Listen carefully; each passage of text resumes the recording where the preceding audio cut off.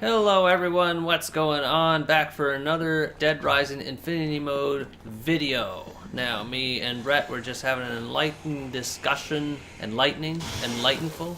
I don't know what word to use in that situation. I like that. Enlightenful, we'll say that. We were having a great discussion on movies we were watching on Netflix while we were waiting for Frank to slowly starve to death to the point where we would eventually drink juice and eat pizza. We're now going to go look for a bunch of health items before we go outside and deal with the Hall family. Oh, it's daytime. Interesting. Ooh, we chilled all the way through the night. Yeah, for some reason I thought it was nighttime, but apparently it's daytime. We were in the change room and the light went out. Yeah, that's right. So, what we want to do, that was an interesting glitch. Let's try that again, Frank. Actually, no, it's not, because there's no food up there. So, what I want to do now is I'm going to try to get outdoorsman. What the hell is this guy doing He's here? just doing the walk. You thinking of getting some fanfare fashion, buddy? Get out of here. So, here's what we're going to do. We're going to look for prime health items. Now, since we're next to the food court, I can think of no better place than, well, the food court. There's 4 bottles of wine. Wow, there's a lot of zombies. 4 bottles of wine. Too bad to use all your queens. That's right, yeah. That's okay. That's what small chainsaws are for. Yeah, it makes quick work. So, here's the one with a queen right now. We're going to go to the food court to get 4 bottles of wine. And then we're going to go outside, and I'm going to try to attempt to get the Outdoorsman achievement. Now, you saw Indoorsman pop up earlier. I can't guarantee that you'll see me get Outdoorsman just because I'll be spending most of my time waiting, and I don't know if I'll be recording when I get it. So one day, 8 hours, 49 minutes that I've spent in-game. So we're off to a pretty good start. The Hall family will be outside from the beginning of your Infinity Mode playthrough up until the beginning of the second day. So they should be out here ready to kill us. Not exactly in this spot. Yep, there's their name. So there's Thomas, Roger, and then Jack should be somewhere out in the distance. And I just totally realized I forgot to get my wine. Something tells me I'm drunk already, Brett. So I was talking to Brett in the background about a movie called Polar. So I saw the movie Polar on Netflix recently. And on one hand, I love the scenes with Mads Mikkelsen and Vanessa Hudgens. I think those two have really good chemistry on screen. I'm going to get rid of this queen so I can get a hold of that wine. Really good chemistry, good action on Mads' part. He's surprisingly competent with doing action scenes considering he's in his mid-50s. I didn't think he'd do it, but then again, Liam Neeson's in his 60s and he's still... That's a perfect image to pop up. Oh my gosh. But anyways, I watched Polar and I liked Mads and Vanessa's parts in it. I liked the action that Mads was able to pull off in that movie. Oh, but man, there's so much other dumb stuff in it. Like Mads and Vanessa, I don't know how their scenes were so good and the rest of the movie was so bad. Maybe that's why the movie's called Polar, because they were trying to make it intentionally polarizing. And if that's the case, then it's... That was easy. Yeah, they go down like nothing with small chainsaws. So don't... Another thing to keep in mind, food like this can roll away. So if it's round like this orange is, just make sure to keep tabs on it by putting it somewhere where you'll remember it'll be, and then dropping it. So that it won't roll away somewhere. Get out of here, you. So, Polar. Yeah, that was a polarizing movie, to say the least. I liked the action, I liked Mads, I liked Vanessa, I liked the general themes behind the story, as long as those two were on screen, or either or. But anything else is just like, we got a fat British guy who's obnoxious and wears colorful suits. He'll surely make audiences laugh. And I was just sitting here... Jeez, this guy's got the move. I know. I was sitting there the whole time cringing. I was like, this humor is so bad. Like, why are they trying to force this down throats? Like, the main problem I had with Polar is that the tone of the movie was all over the place. Like, it went from being serious with a dry sense of humor at one time. There's a zombie attacking Jack. Yeah. And then the next thing you know, it would go to like these 5 guys shooting up this morbidly obese guy with a big pink beard. And it's just like, kind of drugs was this movie taking? Like, it was like literally polar opposites. Haha, movie's called Polar, get it? So, I don't know. For what it was, I thought it was an okay movie. Just mostly because whenever you consider Mad's parts being excellent and everything else being terrible, it all kind of balances out. So, that was my opinion on it. I liked it on Netflix, like I clicked the like button on it. What is this orange's problem? I clicked the like button on Netflix just because I wanted to support original content, and I liked Mads overall, but there were other parts of that movie that left a lot to be desired. So, yeah. What the hell? Stop it! Get over here. Find a flat surface and stay. See, this surface could not get any more flat. By the looks of that orange, it could. So, you'll have noticed in between my rambling of the movie Polar that it was very easy to kill the psychopaths. Now, this has nothing to do with the books I grabbed. The small chainsaws will do the exact same amount of damage regardless of whether you're holding one book or two books or three books. It'll still do the same base damage. Laser Sword and Real Mega Buster are still better, obviously, because of lasers and whatnot. But these are still good to have if you don't have those weapons unlocked in particular. Laser beams. Attached to their heads. So, yeah. Go with small chainsaws if you can, because they are very durable. Very, very, very... way more durable than they need to be. And you should only really use them against psychopaths and survivors, or if you're in a sticky situation with zombies. Otherwise, it's just way too easy to avoid the zombies. So, this video might be pretty short, because there's not a whole lot else to talk about. I'm going to be trying to stay outdoors here, and get the Outdoorsman achievement, so I'm literally going to try to camp out here. That's why I say bring powerful healing items like these, the bottles of wine, because they'll heal your health to full, and they'll help you stay outside as long as possible. And if you're wanting to get that Outdoorsman trophy / achievement, it really makes sense to, have as many resources available to you as possible. The only other healing items that are here, I think, are this snack and this box of cookies. I think that's all that's out here. So you want to really rely on the Hall family. And I just realized I completely forgot where their corpses are. So I'm going to have to kind of do a little bit of walking around and see. There's one of them over there. There's an orange over here that somehow found its way into this horde. So, I don't know. What else can we talk about, Brett? Have you seen any Netflix originals of your own?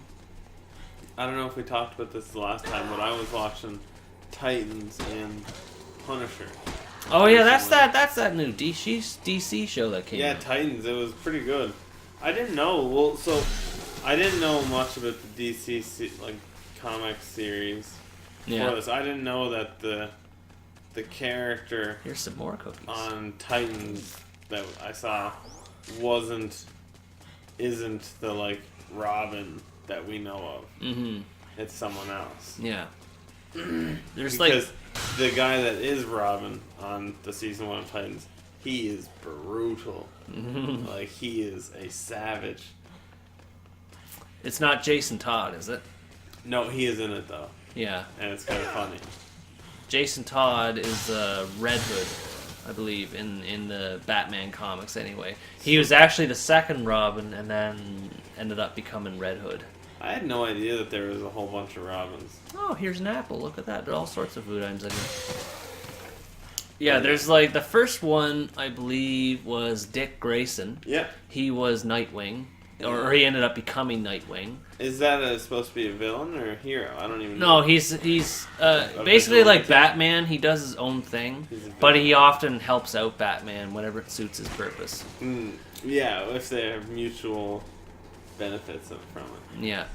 And then there was Jason Todd, who ended up becoming Red Hood after he was supposedly killed by Joker. And then after that, there was Tim Drake, I believe. And then he ended up becoming Red Robin, I think. So they all sort of spun off into different versions of what they originally intended. And then Bruce Wayne's son, Damian Wayne, ended up becoming. Where the hell are these oranges going to? Like, what? This thing is still rolling. Like, what the hell, man? It's like it's moving the ground. It's gonna... Seriously, these oranges, like, is there something we don't know about in the air here? They're magnetized. They're magnetized oranges. Yep. That are somehow moving on grass. But yeah, there always seems to be a different version of Robin that ends up becoming something else. They kind of do a good job of addressing that in the series, though. Do they? Yeah, they basically like, well, Bruce Wayne he taught you everything he knew, and he doesn't know how to handle life. Yeah. So one of Dick Grayson's friends is Wonder Girl, I think is her name. Okay.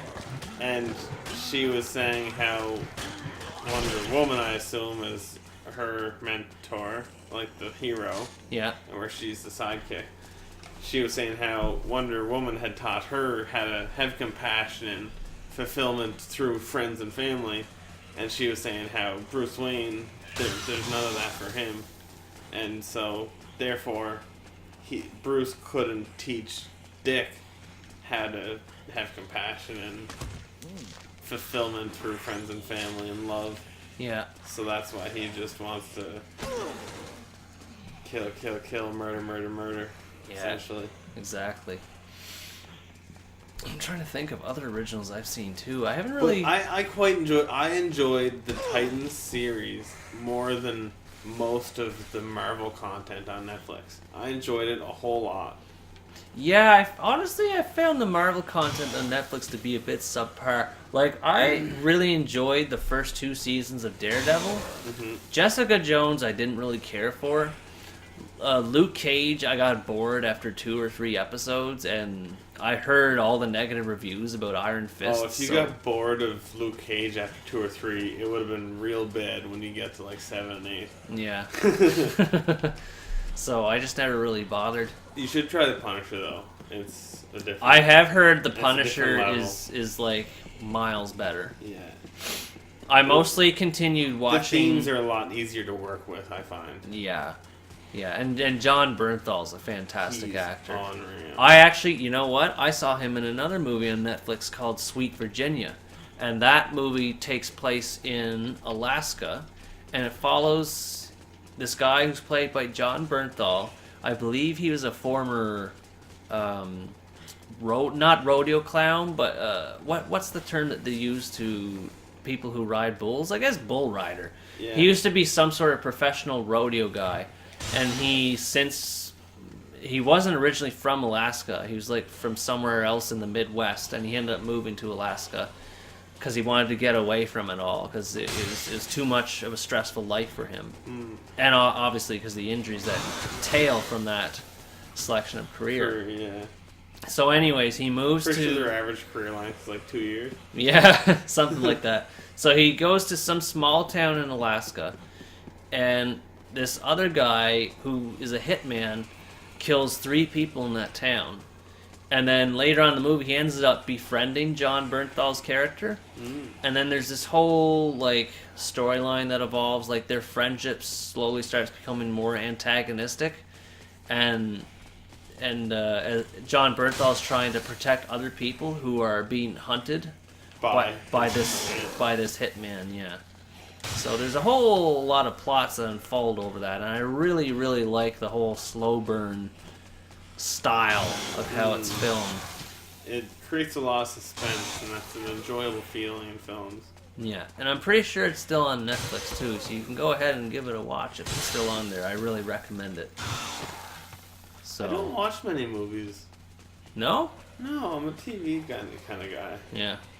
See, for me, if I really am going to be watching a TV show, I really want it to like hook me in the first episode. Because if it doesn't, then like there's like 12 or so other episodes that they made. And you'll have to suffer through it. Yeah, exactly. Or I'll just watch something else. So I feel like it's a big investment of time for me to commit to a TV show. But some of them can be really good. Like I started watching iZombie like a few months ago. and I quite enjoy that show. It's about a zombie. What's that? What mortician? That's the word.